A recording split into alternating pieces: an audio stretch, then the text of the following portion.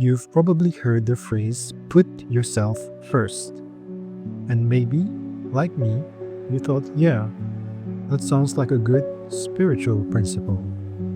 But when the moment came to actually do it, to say no, to disappoint someone, to ignore the phone when it's ringing, to cancel a meeting, to choose rest over duty, solitude over connection, it often didn't feel like it was the most enlightened thing to do. Actually, it felt selfish. I don't remember anyone specifically telling me that I was acting selfishly. Or maybe I just chose to forget.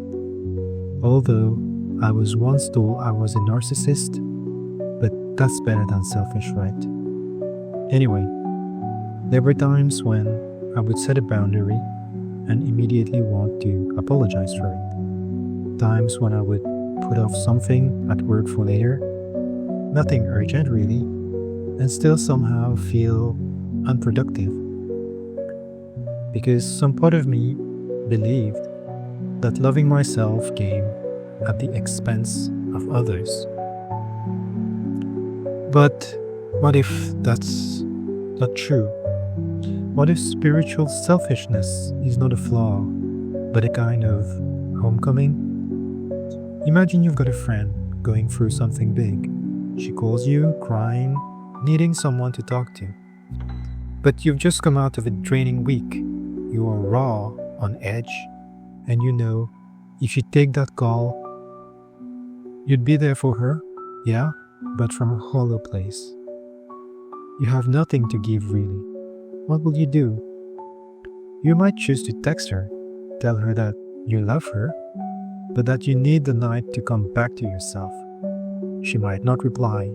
She might even feel hurt, and you would spend the next hour lying in bed, tormented by the idea that you are a bad friend. But here's the thing. If you call her the next day and show up fully present, deeply grounded, she'll probably feel it, and she would be thankful for it. Sometimes love is not about always being available.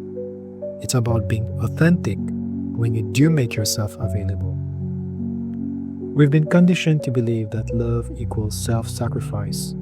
For many of us, perhaps it's something inherited from our parents, who themselves probably got it from their own parents.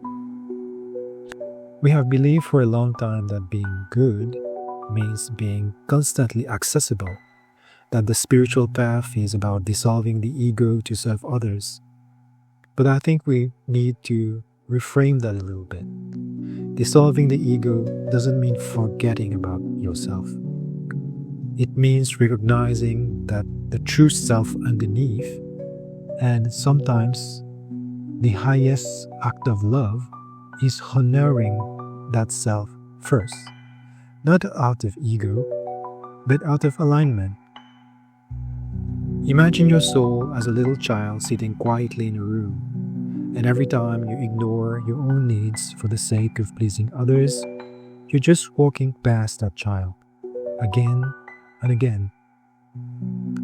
At some point, that child stops calling your name, not because he doesn't love you, but because he has learned that you just don't listen. What will become of that child? What will become of your soul? Putting yourself first is listening. It's saying, I see you, I haven't forgotten you, and that is anything but selfish.